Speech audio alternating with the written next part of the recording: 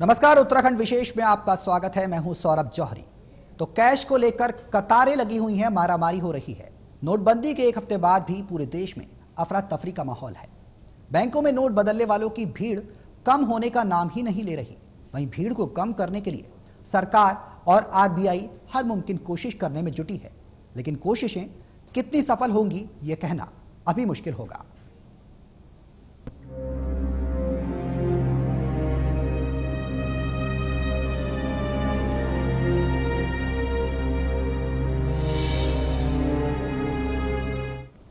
तो नोटबंदी के बाद पुराने नोटों को बदलने वालों की भीड़ कम होने का नाम नहीं ले रही।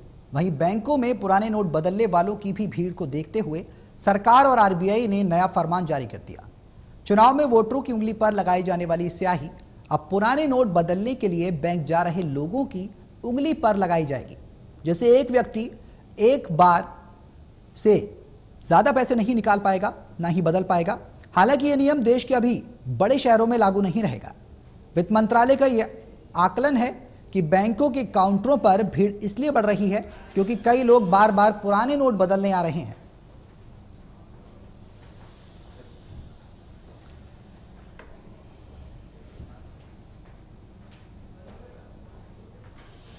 तो जिस तरीके से केंद्र सरकार ने नोट बंद किए हैं, उसके बाद पूरे प्रदेश में, उत्तराखंड में अफरा तफरी मची हुई है। नोटबंदी के एक हफ्ते बाद भी लोगों की परेशानियां कम नहीं हो रही। फिलहाल देश के बड़े शहरों में एक नियम जरूर लागू किया है कुछ राहत देने के लिए केंद्र सरकार ने, कि बैंकों में जो कम नहीं हुई है नोट की जो व्यवस्थाएं हैं, बैंक और एटीएम के बाहर लोगों की लंबी लंबी कतारें लगी हुई हैं। इसको देखते हुए एक नियम जारी किया गया है। सुबह 4 बजे से लग जाती है एटीएम के बाहर लाइनें, और बैंकों में जो भीड़ है उसको देखकर आरबीआई का भी नया फरमान जारी हुआ है। बार बार बदल नहीं पाएंगे पुराने नोट। हालांकि निकासी के लिए ऐसा कोई भी प्रावधान नहीं है, लेकिन जो जमा करा रहे हैं उनको लेकर भी कई सवाल खड़े होते हैं। तो बार बार नोट बदलने वालों को लेकर कई सवाल। पैसे निकालने पर नहीं लगेगी स्याही, कब होगी दूर ये परेशानी नोटों की, बड़ा सवाल है। सरकार का फैसला किस हद तक जायज? क्या स्याही लगाने से परेशानी कम होगी? क्या बार बार पैसे बदलने वालों पर लगेगा अंकुश? बैंकों में क्यों नहीं हो पा रही हैं व्यवस्थाएं? भीड़ कम करने के लिए भी कितना अहम साबित होगा ये कदम? क्या नोटबंदी के बाद देश के हित में जाएगा यह फैसला? क्या देश के अंदर कालाधन खत्म हो पाएगा? ये तमाम सवाल।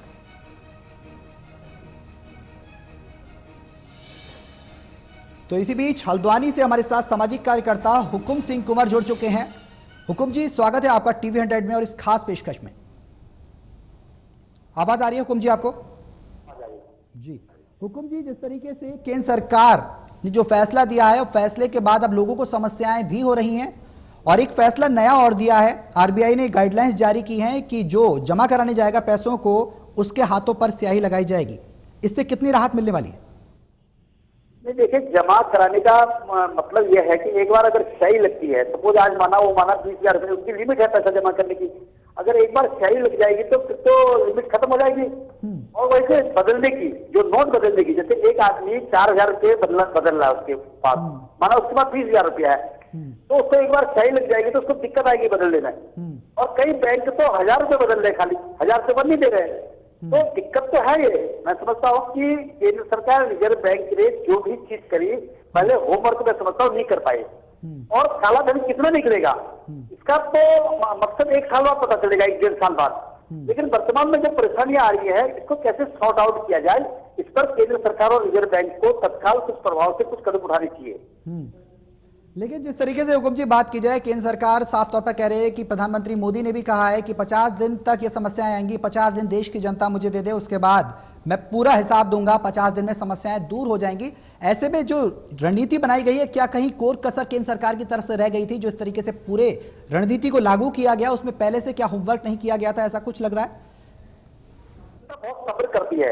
मोदी जी के 3 साल भी इंतजार किया विदेशों से धन आने पर। अब कितना धन विदेशों से आया ये तो देश की जनता समझ नहीं पाई, और देश के अंदर कितना काला धन निकल पाएगा ये भी जनता को मेरे ख्याल से एक डेढ़ साल बाद समझ में आएगा।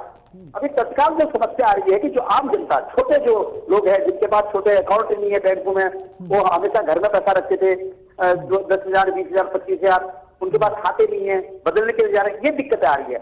जो मोटी रकम वाले हैं, मैं समझता हूँ कि उनके जो हिसाब किताब है उनका तो अलग तरीके से है। उनका हिसाब किताब करने वाले चार्टर्ड अकाउंटेंट बैठे हैं, तमाम लोग उनके लोग बैठे हुए हैं। आम जनता को जो परेशानी आ रही है, मैं समझता हूँ कि इसमें दिक्कत का माहौल है। इस पर जल्दी ही कोई ऐसा निर्णय करना चाहिए कि छोटे लोग हैं जिनका कम पूंजी है, 40,000, 50,000 की पूंजी है, 60-70,000 की पूंजी है, इनको दिक्कत आ रही है। जो करोड़ों, 1,000 करोड़ वाले हैं, वो तो उसका तो मामला बाद में आने वाला है। मैं समझता हूँ कि इस समस्या को दूर करने के लिए और ठोस उपाय किए जाने चाहिए और जो मोबाइल बैन है उसको जगह जगह फैलाया जाना चाहिए। ये व्यवस्था करनी चाहिए ताकि सर्कुलेशन में हमारे पास पैसा आ जाए। और दूसरा, जो बाजार के अंदर लोगों के पास पैसा जा रहा है, वो पैसा डंप न हो। अभी 100 के नोट अगर डंप हो जाएंगे तो वो भी दिक्कत आएगी। इस पर भी निगरानी रखनी पड़ेगी कि आदमी 2,000 का नोट ले जा रहा है, उसको 1,200 रुपए लौटाने को नहीं है आदमी के पास। हुकुम जी, आपके पास आना चाहूंगा। इसी बीच हमारे साथ बीजेपी के नेता अखिलेश भटनागर जी जुड़ चुके हैं। अखिलेश जी, स्वागत है आपका टीवी 100 में। आवाज आ रही है आपको? जी आ रही है, आवाज आ रही है जी। अखिलेश जी, साफ तौर पर बीजेपी ने जो फैसला लिया, केंद्र सरकार ने जो फैसला लिया नोटबंदी का, उसके बाद लोगों की समस्याएं एक हफ्ते बाद भी कम नहीं हो रही हैं और लोगों को धक्का मुक्की के बाद भी पैसा नहीं मिल पा रहा। अब एक नई दिशा निर्देश जारी कर दिए गए हैं आरबीआई की तरफ से कि स्याही लगाई जाएगी। स्याही लगाने से क्या समस्या का समाधान हो पाएगा? पहले तो मैं पूरे भारत की जो जनता है और अपने जो पूरे पब्लिक के जो लोग हैं उनका बहुत बहुत धन्यवाद है कि धैर्य रख करके वो लाइन लगा करके अपना ये जो सम्मान देश के प्रति दे रहे हैं उनका स्वागत है और अभिनंदन करते हैं। क्योंकि वो पूर्ण रूप से मोदी जी के विश्वास रख करके ऐसा धैर्य पूर्वक काम देश के प्रति कर रहे हैं कि लाइन लगा करके ले रहे हैं। लेकिन कुछ लोग ऐसे हैं कि जो कि इसमें असामाजिक तत्व घुसा दिए गए हैं दूसरी पार्टियों द्वारा कि ये बरकरा रहे हैं और जिनके पास काला धन है केवल वही लोग ही इसको बरकरा रहे हैं। और जो स्याही लगाने का जो निर्णय लिया है भारत सरकार ने, बहुत बढ़िया लिया है। ये भारत सरकार के जो द्वारा जो निर्णय लेकर के वोट पर जो चोट दी गई है नोट बंद करके, वो बहुत बढ़िया निर्णय लिया गया है। इससे एक और समर्थन जनता का प्राप्त दिया जा रहा है, समर्थन दिया जा रहा है धैर्यपूर्ण।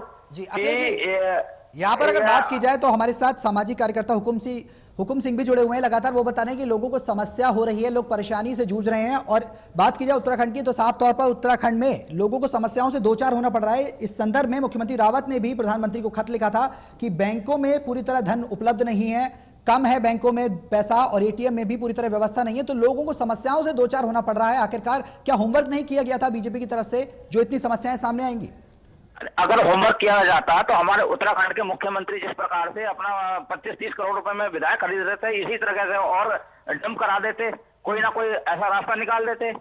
लेकिन हमारे जो प्रधानमंत्री ने 4 घंटे के अंदर हमारे जो भारतीय जनता पार्टी के नेता उनको भी समय नहीं दिया गया। नोट बंद करके अपने जो काम किया है 4 घंटे के अंदर, जो 8 बजे डिसीजन टीवी पर दिया और 12 बजे नोट बंद कर दिए। इससे काला धन एकदम बिल्कुल बाहर आ चुका है। और अभी भी परसेंटेज कुछ कम है, लेकिन आने वाले समय 50 दिन में अब लगभग 42 दिन रह गए हैं। एक हफ्ता हो चुका है, अब 42 दिन रह गए हैं। 42 दिन बाद अपने देश की स्थिति पूर्ण रूप से बदलने वाली है, क्योंकि थोड़ा बहुत तो समय लगता ही है।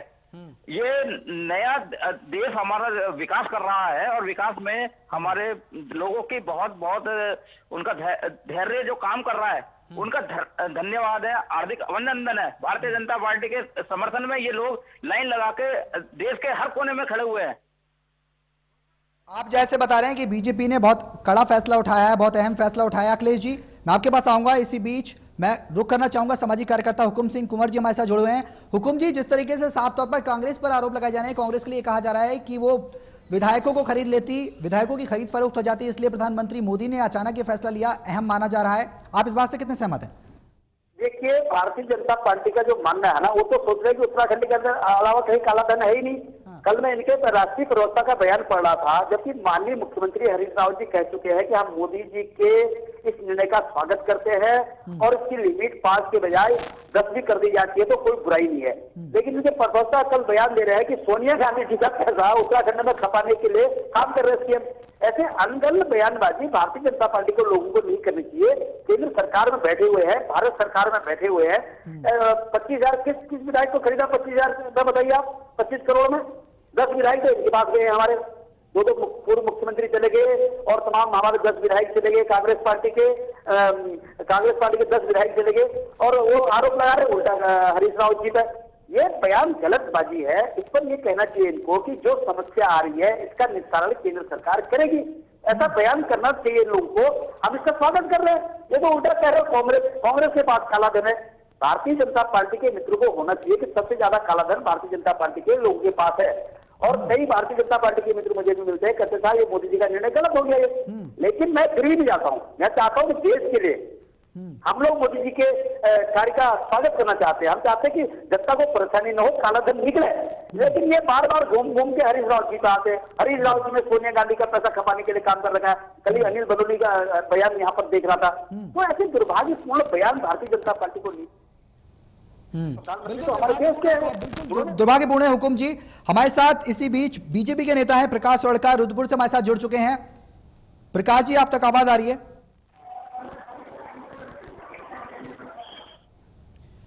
प्रकाश जी आप तक आवाज आ रही है?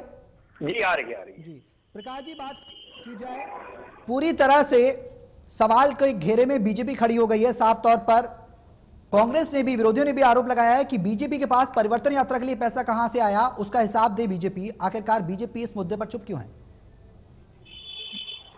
जी सबसे पहले तो मैं बताना चाहूंगा देश में कोई पैसे का प्रचलन खत्म नहीं हो गया है। जिसके पास अकाउंटेड मनी है वो बैंक में जमा भी करा सकता है, निकाल भी सकता है। हालांकि इनके पास कहने को कुछ है नहीं। कोई कांग्रेस के पास क्या पैसे है नहीं? पैसे इनके पास भी है। यदि आपका हिसाब किताब का पैसा है तो उसमें कोई रोक टोक नहीं है। बीजेपी के पास जो परिवर्तन यात्रा में खर्चा आ रहा है सारा हिसाब किताब का पैसा है। ये अपना अकाउंटेंट बिठा के उसकी जांच करवा ले। बीजेपी के बारे में चिंता करने की इनको जरूरत नहीं। रही बात बाकी जो सवाल उठाना चाह रहे हैं ये उठाए तो मैं उनका जवाब दूं। आज इनको लाइन में दिक्कत हो रही कांग्रेस को। ये इन्होंने तो लाइन की जो है प्रवृत्ति इन्होंने शुरू की। पहले गैस के लिए एलपीजी के लोगों को, जबकि एलपीजी के कनेक्शन तब बहुत कम थे, 3-3 दिन लोग लाइन में लगने के बाद खाली हाथ घर जाते थे। किसानों की बात ही उठाते, किसानों को खाद ये आज तक टाइम से पहुंचा नहीं पाए, ना किसानों के घर तक पहुंचा पाए, ना ये रैक तक लगवा पाए। किसानों को खाद के लिए 3-3 दिन लाइन में लगने के बाद डंडे खा के घर जाना पड़ता था। आज यदि कांग्रेस लाइन की बात करती है तो बड़े दुख की बात है। लाइन की प्रक्रिया कांग्रेस ने शुरू की है। बल्कि आज एक सुखद अनुभव यह है कि कांग्रेस के राजकुमार को खुद लाइन में लगना पड़ रहा है 4,000 रुपए के लिए। कांग्रेस को दिक्कत सिर्फ यह है, आम जनता के इनको कोई दिक्कत नहीं है। प्रकाश जी बात की जाए तो अव्यवस्थाएं तो सामने आ रही हैं। विरोधी कहीं ना कहीं अव्यवस्थाओं को लेकर सवाल खड़े कर रहे हैं। अव्यवस्थाएं सामने आ रही हैं। वृद्ध महिलाओं को पैसा नहीं मिल पा रहा, वृद्ध जनों को पैसा नहीं मिल पा रहा, दिव्यांगों के साथ भी मारापीटी की जा रही है। और बात की जाए दिव्यांगों की तो केंद्र सरकार ने भी आदेश दिए थे कि दिव्यांगों की और महिलाओं की लाइन अलग से बनाई जाए। उस पर कितना अमल किया गया अब तक? इस बात को मैं भी दिल से मानता हूं कि कुछ तकलीफें तो हो रही है। देखिए जब कोई बड़ा काम करना हो तो कुछ तकलीफें आती भी है और लोग उसका स्वागत भी कर रहे हैं। लोग कह रहे हैं हाँ मुझे दिक्कतें तो हो रही है लेकिन देश बदलने के लिए ये स्वीकार है। आप ये देखिए ना कि हमारे लोग जवान जो है सरहदों पे किस तरीके से दिक्कतें पेश कर रहे हैं। देश की जनता दिक्कत उठाने को तैयार है। दिक्कत सिर्फ कांग्रेस को, हाँ कुछ दिक्कतें आई है जैसे विकलांगों की बात कर रहे हैं। जब ये दिक्कतें महसूस की गई तो सरकार ने उसके लिए समाधान भी ढूंढा है। मैं अभी खुद देख के आ रहा हूँ रुद्रपुर में अलग से लाइनें लगी है विकलांगों के लिए, वृद्धजनों के लिए अलग से लाइनें लगी है। जो समस्या आ रही है उससे निपटने के भी तरीके इजाद किए जा रहे हैं, उसको तुरंत लागू भी किया जा रहा है। लेकिन लोगों को समस्याओं का सामना करना पड़ रहा है। मैं आपके पास आऊंगा प्रकाश जी, इसी बीच रुक करना चाहूंगा अखिलेश भटनागर जी का हमारे साथ, बीजेपी के नेता लगातार पैनल में जुड़े हुए हैं। अखिलेश जी बात की जाए तो लोगों को समस्याओं का सामना करना पड़ रहा है, 2-4 होना पड़ रहा है। साफ तौर पर यह सवाल भी खड़े किए जा रहे हैं कि आम जनता के अलावा कोई भी नेता मौजूद नहीं है लाइन में पैसे लेने के लिए। आखिरकार बीजेपी के किसी नेता को पैसे की जरूरत नहीं है क्या? नहीं, नेताओं को पैसे की जरूरत है। मैं खुद लेकर आया हूँ। अभी मेरे को तो कोई भी दिक्कत, किसी भी प्रकार की कोई दिक्कत नहीं हुई। नैनीताल बैंक, उत्तराखंड का नैनीताल बैंक है, उसमें मैं गया और 5 मिनट के अंदर मेरे को सर्विस मिल गई। और तो मेरे को तो ऐसा कोई दिक्कत नहीं हुई है। कोई जितने भी प्रयास अलग से हमारे प्रधानमंत्री जी ने कहा था कि 2 दिन में 9 और 10 बंद रखूंगा, लेकिन 9 तारीख को बंद रखा, 10 तारीख को बैंक खोल दिया गए। इतनी बड़ी उपलब्धि, एक दिन के लिए बंद कर रखा। और उसके बाद भी छुट्टी के दिन हमारे बैंक अधिकारियों ने और बैंक कर्मचारियों ने जितना बड़ा ये काम करा है वो बहुत ही सम्मानपूर्वक हमारे प्रधानमंत्री उन्हें देख रहे हैं और उन्हें अप्रिशिएट करेंगे आने वाले वक्त के अंदर, जो इन्होंने इतना इमरजेंसी में काम किया है और छुट्टी को अपने मानकर देश हित में जो अपना टाइम दिया है, पब्लिक को बहुत अच्छे प्रकार से ट्रीट रहे हैं और समझा रहे हैं, इतना बढ़िया काम कर रहे हैं बैंक कर्मी और साथ साथ जनता उसका धैर्यपूर्वक उसका काम कर रही है, निपटा रही है। बैंक कर्मी अखिलेश जी बैंक कर्मी अच्छी तरह काम कर रहे हैं, उसके बाद पुलिस के तमाम अधिकारी बैंक के बाहर जो महिलाएं लगती हैं, वृद्ध लगते हैं, दिव्यांग लगते हैं, उनके साथ मारापीटी करती है, ये कहां तक जायज है?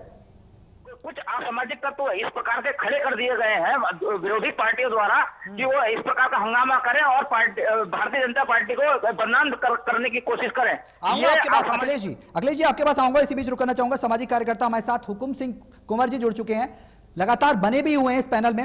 हुकुम जी, अगर बात की जाए जिस तरीके से बात कर रहे हैं कि विरोधी पार्टियां राजनीति चमका रही हैं, क्या लगता है कि विरोधी पार्टियां राजनीति चमका रही हैं? कैश के लिए लगातार लंबी लंबी कतारें लग रही हैं।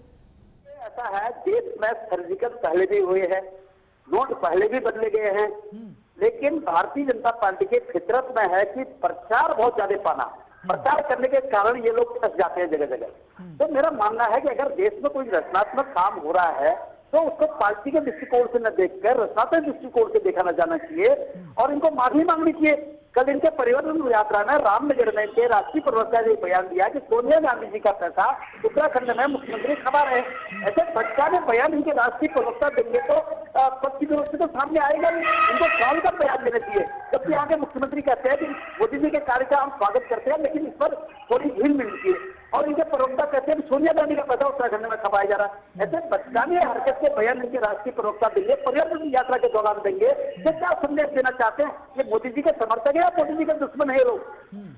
बड़ा सवाल है कि मोदी जी का समर्थन में है या फिर प्रधानमंत्री के साफ तौर पर विरोधी हैं। बहुत बड़ी बात कही आपने हुकुम सिंह जी।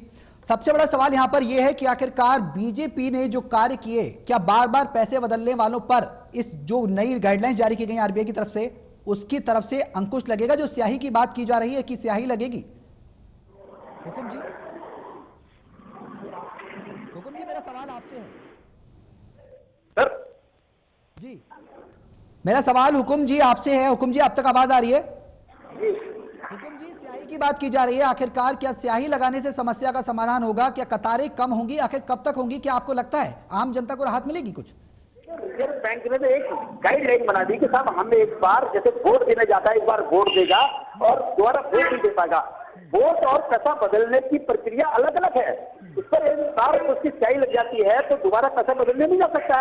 4,000 बदल लिए तो फिर बाकी पैसा कैसे बदलेगा? कुछ टेक्निकल प्रॉब्लम्स हैं, इस पर अध्ययन होना चाहिए। आप ये नहीं कह रहे गलत है, सही है। इस पर कितने सफल होंगे, 1-2 दिन में इनको खुद ही लगेगा कि हाँ ये प्रक्रिया भी गलत साबित हो रही है। अगर मानो मैं हुकुम सिंह कुंवर हूँ, मेरे पास 4,000 नोट आज एक बार बदल दूंगा, मेरी स्याही लग जाएगी, मेरे पास और अन्य पैसे पड़े 4-5 हजार भी अगर व्हाइट भी, कैसे बदल दूंगा उसकी? आप बताइए जी। आपके पास आऊंगा हुकुम जी, इसी बीच में रुक करना चाहूंगा। हमारे साथ प्रकाश रणकार जी बीजेपी के नेता हैं, जुड़े हुए लगातार। प्रकाश जी, बात की जाए आरबीआई की गाइडलाइंस की, एक हफ्ते के अंदर समस्याएं आने लगी लोगों को, फिर आरबीआई ने दोबारा दिशा निर्देश जारी कर दिए कि स्याही लगाई जाएगी। एक दिशा निर्देश जारी किया, उससे पहले केंद्र सरकार की तरफ से 500 रुपए, जो 2,000 रुपए एटीएम से सीमा थी, उसे बढ़ाकर 2,500 कर दिया था। 4,500 रुपए आप बैंक से जाकर निकाल सकते थे और सप्ताह में 20,000 से जो धनराशि थी निश्चित, उसे 24,000 कर दिया गया था। ये 3 परिवर्तन किए गए थे। आखिरकार लगातार परिवर्तन किए जा रहे हैं कि 500 रुपए की राहत से आम जनता को फायदा हो पाएगा? देखिए, परिस्थितियों को समझने की जरूरत है। अभी हुकुम सिंह कुंवर जी ने एक बहुत अच्छा सवाल उठाया कि यदि मेरे पास 4,000 रुपए है, मैं बदलूंगा। ये रुपए बदलने का कार्यक्रम किसके लिए चलाया था? कोई मैं बाहर हूँ, मान लीजिए मैं दिल्ली में हूँ, मेरे पास वहाँ अकाउंट नहीं है और मेरे जेब में 500 हजार के नोट है, मुझे त्वरित अपने खर्चे चलाने के लिए नोट बदलने की प्रक्रिया दी गई थी। नोट आप एक बार बदल के अपना काम चला लीजिए और यदि उसके बाद आपके पास पैसा है तो आप अपने अकाउंट में जमा करवा के निकलवा लीजिए। स्याही लगाने का कार्यक्रम सिर्फ इसलिए है कि एक आदमी बार बार जाके, ये जो काले धन वाले लोग हैं जिनके पास अथाह पैसा है, वो सुबह मंडी से एक आदमी को दिहाड़ी पे ले रहा है, उसको कह रहा पहले तो इस बैंक में जा, 4,000 रुपए बदलने का, दोबारा तो दूसरे बैंक में जा। एक बार यदि उसकी उंगली में स्याही लग जाएगी तो वो नोट बदलने का काम नहीं कर पाएगा। यदि उसके बैंक अकाउंट है तो बैंक अकाउंट में से पैसा निकालने में उस स्याही का कोई दिक्कत नहीं है, उसका कोई विरोध नहीं है। वो स्याही लगाने के बावजूद भी अपने अकाउंट में से पैसे निकाल सकता, जमा भी कर सकता, उसमें कोई दिक्कत नहीं है। लेकिन जो 4,000 रुपए बदलने की बात है, वो यदि आप बाहर है, आपको त्वरित आपका निष्पादन करने के लिए वो व्यवस्था की गई थी कि आप 4,000 रुपए बदलिए। इसका ये मतलब नहीं आप दिन में 10 बार बैंक में जा रहे हैं और 10 बैंकों में जा रहे हैं और अपना रुपए बदलवा रहे हैं। फिर काले धन को रोकने का प्रोग्राम सफल कैसे हो पाएगा? ये हुकुम सिंह जी को समझना पड़ेगा। और मैं समझता हूँ ये भली बात समझते भी है, बट लोगों को गुमराह करने का काम चैनल में बैठ के कर रहे हैं। ये गुमराह करने का काम क्यों करेंगे आप? प्रकाश स्वर्णकार जी, आप कह रहे हैं कि सामाजिक कार्यकर्ता हैं, समाज के हित की बात कर रहे हैं, जनता के हित की बात कर रहे हैं, आखिरकार हुकुम जी क्यों गुमराह करने की बात करेंगे? हुकुम जी, आपके पास ही आ रहा हूं मैं, और सवाल आपसे कि आखिरकार क्या आप जनता को गुमराह कर रहे हैं? आप तो सामाजिक कार्यकर्ता हैं, किसी राजनीतिक दल से भी आपको कोई संबंध नहीं है। ये हमारे मित्र कह रहे हैं कि मैं गुमराह कर रहा हूँ चैनल में बैठ के। मैं गुमराह नहीं कर रहा हूँ, मैं मोदी जी के कार्यक्रम का स्वागत करता हूँ, बशर्ते धन्यवाद। उसका काम होना चाहिए। लेकिन मैं कहता हूँ कि भारतीय जनता पार्टी को भी समझ के बयान देना चाहिए कि कांग्रेस इसमें विरोध है, बसपा इसका विरोध कर रही है, सपा इसका विरोध कर रही है। आखिर लाइन में तो सारे दलों के लोग लग रहे हैं ना, देश की जनता तो लग रही है, चाहे समाजवादी है, बसपा वाले हैं, कांग्रेस वाले, बीजेपी के मित्र भी लग रहे हैं लाइन में। तो मैं ये नहीं कह रहा हूँ, इसको राजनीतिक दृष्टिकोण से न देखे तो मैं समझता हूँ मोदी जी के कार्यक्रम को हम आगे फलीभूत कर सकते हैं। लेकिन ये तो बयान दे रहे हैं कि साहब सोनिया गांधी का पैसा लग रहा है, राहुल गांधी का लग रहा है, प्रियंका का लग रहा है, मायावती का लग रहा है। ऐसा लग रहा है कि बाकी दलों के लोग चोर है, केवल भारतीय जनता पार्टी के लोग ही ईमानदार है इस देश से, ऐसा ये साबित करना चाहते हैं। ये गलत बात है, मैं इस बात का समर्थन नहीं कर पाऊंगा। इसलिए मैं मिसगाइड नहीं कर रहा हूँ, मैं इसको राजनीतिक स्कोर से ऊपर उठकर देखेंगे तो मोदी जी का सपना मैं सोचता हूँ साकार हो सकता है। बड़ा सवाल है कि आखिरकार समर्थन नहीं करने का जो फैसला है पूरी तरह से रणनीति बनाकर नहीं किया गया। आखिरकार कमी कहां रह गई, चूक कहां रह गई? कई बार दिशा निर्देशों में भी परिवर्तन करना पड़ा। हुकुम जी, आपके पास आऊंगा, लेकिन उससे पहले बीजेपी के नेता हमारे साथ अखिलेश भटनागर जी लगातार जुड़े हुए हैं। अखिलेश जी, बात की जाए प्रधानमंत्री मोदी की, जो नीति बनाई गई है साफ तौर पर काले धन पर रोकथाम लगाने के लिए बनाई गई है। अगर स्विस बैंक की बात की जाए तो बाहर विदेशों में कुछ ऐसे अकाउंट्स हैं यहां पर जिनमें पैसे भारी मात्रा में, भारी तादाद में पड़े हुए हैं। उन पैसों का क्या? क्योंकि जो भारत में है, आपके पास कैश में है, वो तो आप जमा करा देंगे, उनको तो काले धन को पकड़कर आप उसकी रोकथाम कर देंगे। लेकिन जो बैंकों में पड़े हैं करोड़ों अरबों रुपए, उसका क्या होगा? क्या काला धन वो आ पाएगा वापस? उसका वो बहुत जल्दी ही आने वाला है। सबसे पहले अपने देश के अंदर जो काला धन बैंकों में और गद्दों के नीचे जिन्होंने छुपा के रखा हुआ था और लोगों को तनख्वाह नहीं देते थे, व्यापारी लोग, बड़े बड़े लोग, कांग्रेस के नेता लोग अपने, और अपने जो समाजवादी पार्टी वाले और भाजपा वाले जो लोग थे, इधर उधर से धन इकट्ठा कर रखा था वोट के लिए। अब उनके जो चोट पहुंची नोट के द्वारा बंद करने से, उनको बहुत ज्यादा दिक्कत हो रही है। लेकिन आने वाले 2016-17 के अंदर हमारा जीडीपी बहुत ही ऊपर जाने वाला है और हमारा लोन जो लोगों ने ले रखा है वो नीचे आएगा और महंगाई कम हो जाएगी। हर चीज को हमारे आने वाले समय में बहुत ही जो देश का सम्मान हमारा कांग्रेस ने 60-70 साल में गिरा दिया था, वो ऊपर जाने वाला है। और आप शायद देख भी रहे होंगे कि हमारे प्रधानमंत्री जी को जहां भी जाओ तो सारा देश सलूट करता है। और हमारा देश, अखिलेश जी, प्रधानमंत्री को सलूट करता है देश, वो बात एक है, लेकिन हुकुम जी ने साफ तौर पर कहा बीजेपी के नेता गलत बयानबाजी कर रहे हैं क्षेत्र में। साफ तौर पर कई नाम उन्होंने गिनाए हैं, बीजेपी के तमाम नेता गलत बयानबाजी क्षेत्र में कर रहे हैं। आखिरकार क्यों? क्या चुनावी फायदा उठाना चाहते हैं? कोई चुनावी फायदा नहीं है, जनता का हित के फायदा है, ये देश हित का फायदा है कि वो जनता जानती है। जनता तभी, अगर आप 100 का इंटरव्यू लोगे तो आपको 98%, 98% आपको यही कहेंगे मोदी जी ने जो निर्णय लिया है बहुत बढ़िया लिया है। 2% वो व्यक्ति हैं जो मौन होकर के बिना कैमरे के पीछे, आपको वो भी 2%, वो भी यही कहेंगे कि मोदी जी का निर्णय बहुत बढ़िया है। जी बिल्कुल अखिलेश जी, आपके पास आऊंगा। इसी बीच प्रकाश स्वर्णकार जी, क्या लगता है जो साफ तौर पर विरोधियों ने निशाना साधा है विजय माल्या को लेकर, कहा है कि अरबों खरबों की संपत्ति लेकर विजय माल्या देश से बाहर चला गया, उस पर बीजेपी ने कोई कदम नहीं उठाया। आखिरकार बीजेपी ने विजय माल्या पर कोई कार्रवाई क्यों नहीं की? इस पर बीजेपी चुप क्यों है? देखिए, बीजेपी कहीं चुप नहीं है ना, बीजेपी को उसमें जवाब देने की जरूरत है। देखिए, सबसे पहले मैं पूछना चाहूंगा अपने कांग्रेस के मित्रों से, विजय माल्या को लोन दिया किसने था? और यदि लोन दिया था तो उसकी वसूली तो नहीं की गई। विजय माल्या को 9,000 करोड़ रुपए का लोन दिया गया था और बीजेपी आज उस स्थिति में उससे 12,000 करोड़ रुपए निकलवाए जाएंगे, उसकी सारी संपत्तियां सीज हो रही है और वो बीजेपी के डर से रातों रात देश छोड़ के चला गया, लेकिन अपनी संपत्ति नहीं ले जा पाए। उसकी संपत्तियां सीज हो रही है, कुर्क हो रही है, भारत के बैंकों का पैसा भारत में लौट के आएगा। दोबारा एक सवाल आपने अखिलेश जी से पूछा है कि जो पैसा बाहर चला गया है, देखिए बीजेपी मोदी जी की सरकार आते ही सबसे पहले एसआईटी का गठन किया है, जो कांग्रेस 2 सालों से नहीं कर रही थी सुप्रीम कोर्ट के निर्देशों के बावजूद भी। एसआईटी का गठन करने के बाद दूसरा काम जो किया गया, जो पैसा देश से बाहर जा रहा था उसको रोका गया, टैक्स हेवन देशों में जो पैसा जा रहा था उसको रोका गया और रोकने के बाद वो पैसा देश में ये अब 2G कोलगेट से जो पैसा कमाया हुआ था उसको देश से अब बाहर निकालने का कार्यक्रम जो मोदी जी ने चलाया है, उससे देश की जनता सड़कों पे ले रही है और मोदी जी को सैल्यूट कर रही है। सैल्यूट तो कर रही है प्रकाश जी, लेकिन जनता को समस्याएं हो रही है ना, लाइनों में खड़ी है जनता, धक्का मुक्की होती है, क्षेत्रों में आप देखिए अलग अलग तरीके से मारापीटी की जाती है, कहीं पुलिस मारती है, कहीं लोग आपस में भिड़ जाते हैं, ये अव्यवस्था नहीं है तो क्या है? आपने कभी देखा होगा कि गैस की लाइनों में लोग कितना झगड़ते थे, लेकिन आज 1 हफ्ते से ज्यादा हो गया लोग लाइनों में लगे, लेकिन अभी से कहीं कोई दुर्घटना की खबर नहीं आई है।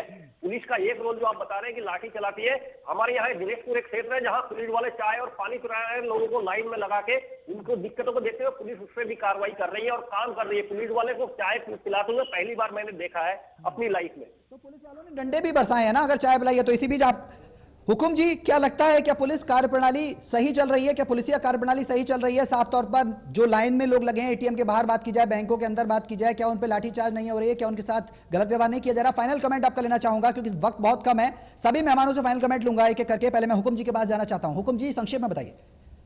देखिए, ये तो गलत बात करें, उत्तराखंड में हो रहा है, मध्य प्रदेश राजस्थान में भी लाइनों में लगने में झड़पें हो रही हैं, ये गलत बात है।